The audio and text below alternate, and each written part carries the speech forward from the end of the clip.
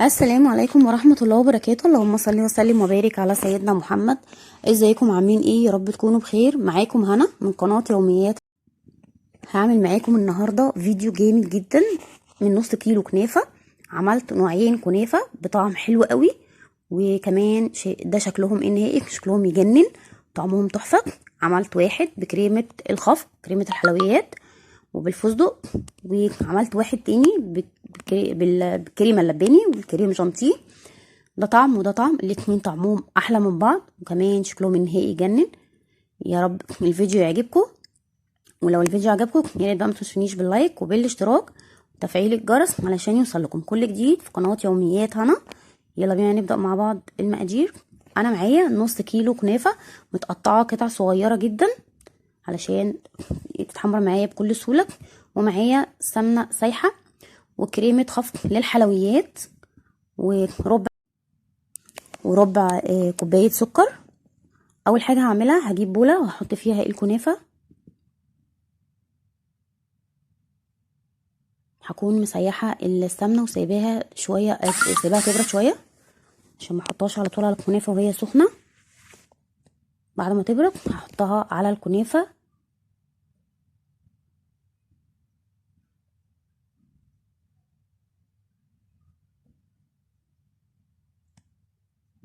وهقلب الكنافة كويس جدا جدا علشان تشرب من السمنة بتاعتي، علشان لما احطها في الفرن تديني اللون اللي انا عايزاه، لون الكنافة اللي هي الذهبي اللي احنا بنشوفها في المحلات.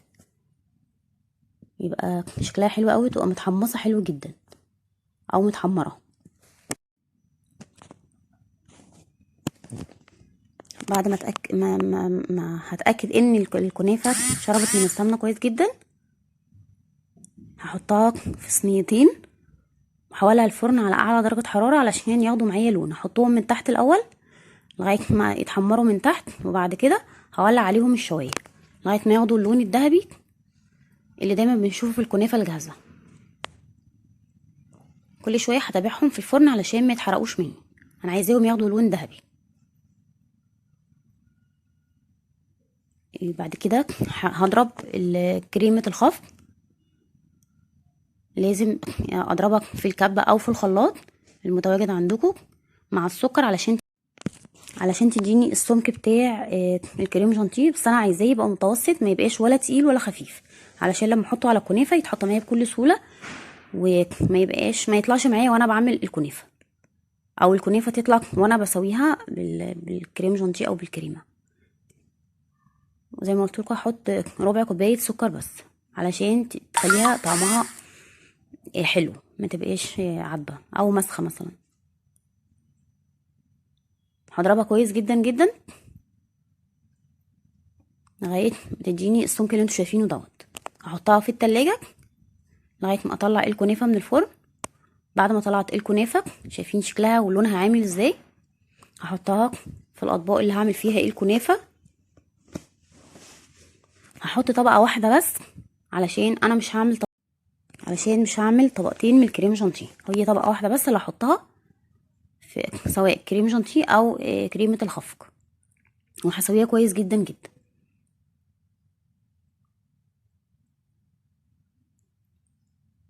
شايفين لونها عامل ازاي؟ حلو قوي. انا ما حطيتلهاش سكر علشان كريمه الخفق هي انا حطيت لها سكر وانا بضربها، ما يبقاش السكر بتاعها زياده قوي، تبقى مظبوطه.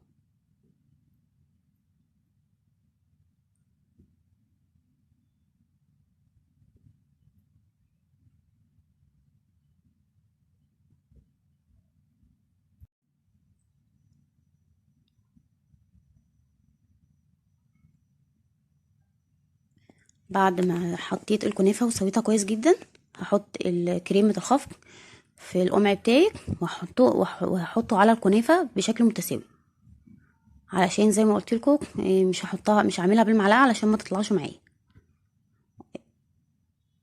انا عامله كريمه الخفق بسمك حلو قوي متوسط، ولا تقيل ولا خفيف.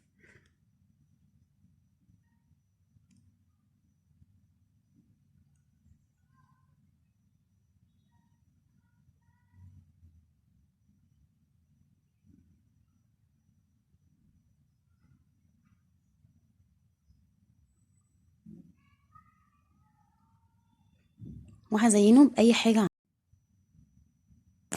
انا هحط فستق، لو عندكم سوداني عادي او زبيب او اي حاجه، مانجا، تفاح، اناناس، اي حاجه عندكم، مهم شكلها النهائي تبقى حلوه وكمان طعمها.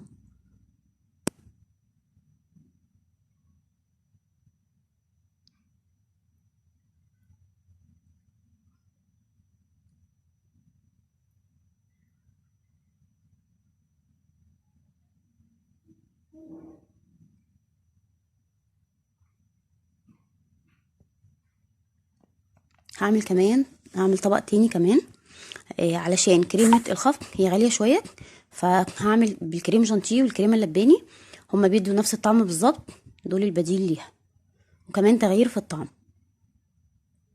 زي ما قلت لكم هعمل طبق نص الكنافه، عامل معايا بالظبط 3 اطباق كبار زي ما انتم شايفين. الطبق ده بيتباع بره ب100 جنيه واكتر كمان.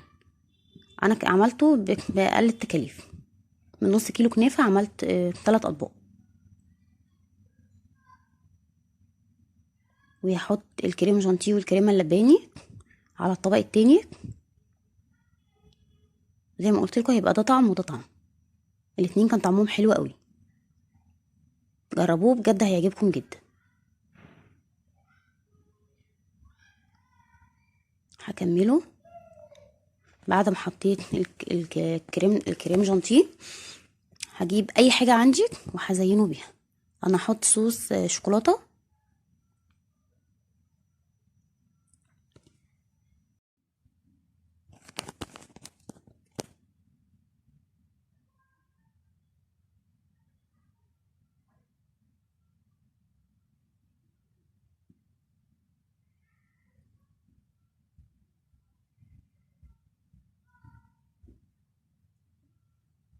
وهزينه بالفراوله.